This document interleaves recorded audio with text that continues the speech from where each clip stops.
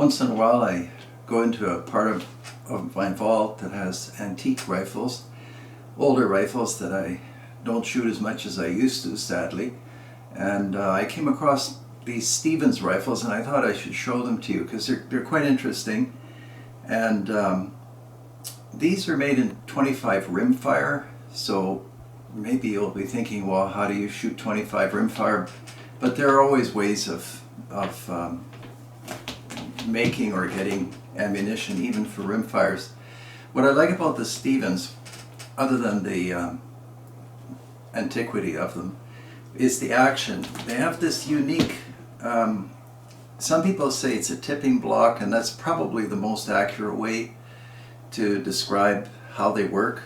You can see they have an underlever, and then you can take note that the block tips forward and up.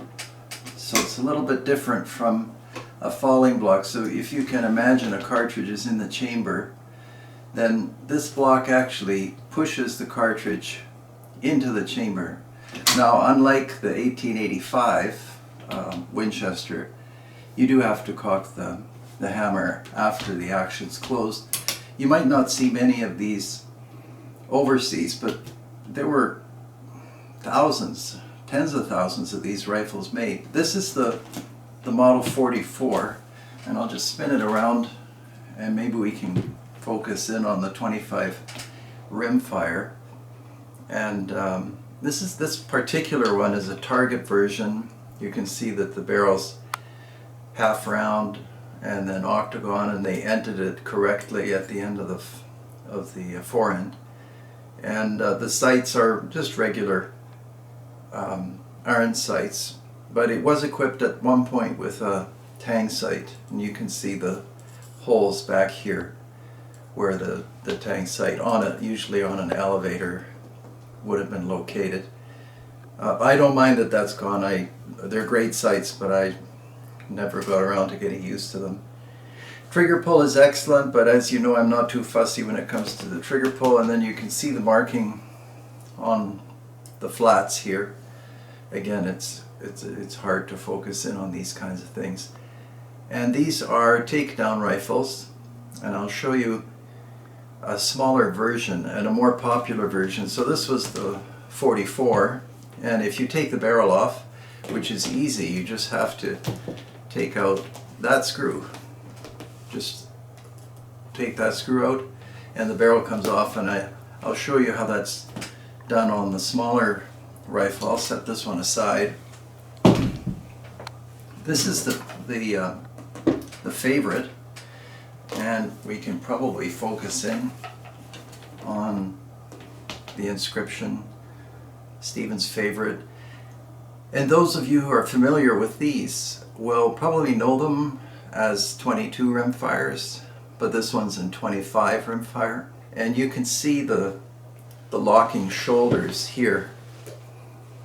Like, this is dramatically overbuilt for a 22 rimfire. Doesn't need to be that strong. But there were other cartridges. You can look them up. I like the 25 rimfire because it's possible to get these rifles to work, and you can see what a 25 rimfire case can look like with a little bit of improvisation. And then working the action again, you can see the block tip down and back, and remove the screw, and you have the gun in pieces. And you know, these days the takedown rifles are popular, and they were popular 100 years ago as well. So you can see how simple. That's what I like about this design. And I was looking around on YouTube the other day just to see what videos are available on the Stevens, and I found a fellow who actually was milling one of these out of bar stock, like out of steel from scratch. It's a lot of work.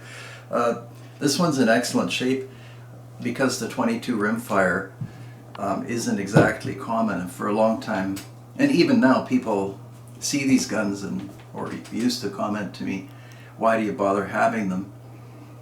But as I said, it isn't that hard to get 25 rimfire to work.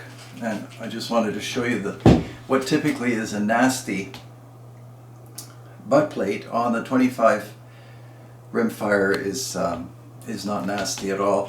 And I'll just show you the action once again, how it tips, and then if you can bear that in mind, for the people that were saying it's the same as a falling block, this is how a falling block works. You can see the block goes straight down, and then you have access to the chambers. This is obviously a double rifle, but the principle is the same.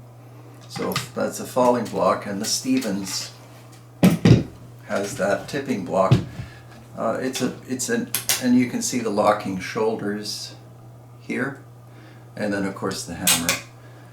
And some people say don't dry fire rim fires, and maybe we can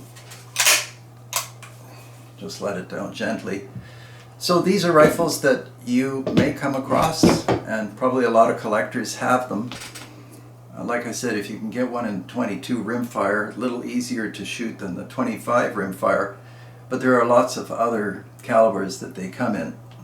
And as a footnote to the whole thing, which has nothing to do with Stevens, I was looking around in the same book area of my vault and came across these old catalogs.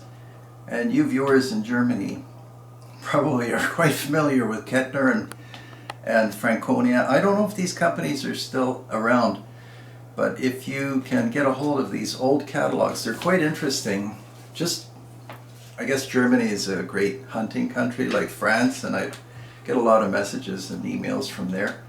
And in this catalog, which is 2000, 2001, there are all kinds of military rifles available, military surplus. It's kind of a good read just to see what's what, or was back then. As far as finishes, these are all steel. They had color case hardening. You can see some residual color case hardening on the tang, and the stock is walnut.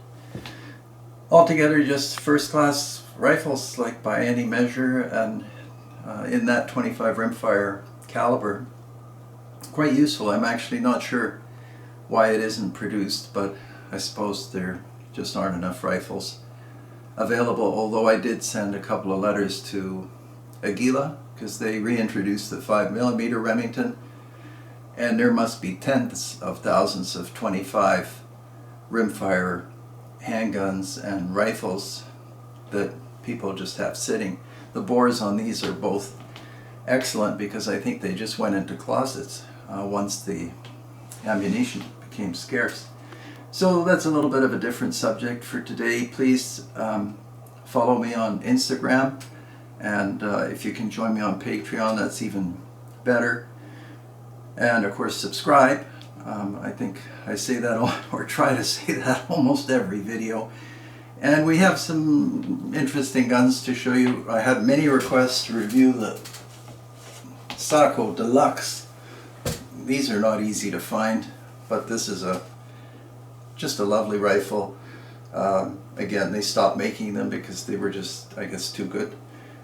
But we'll have a look at that rifle. And what else do we have back there? Oh, I was going to show you a scope that I like using that's a 30 power scope. You should try that one day just for target shooting. Anyhow, always good to be filming again. Thanks so much for watching. We'll see you next time.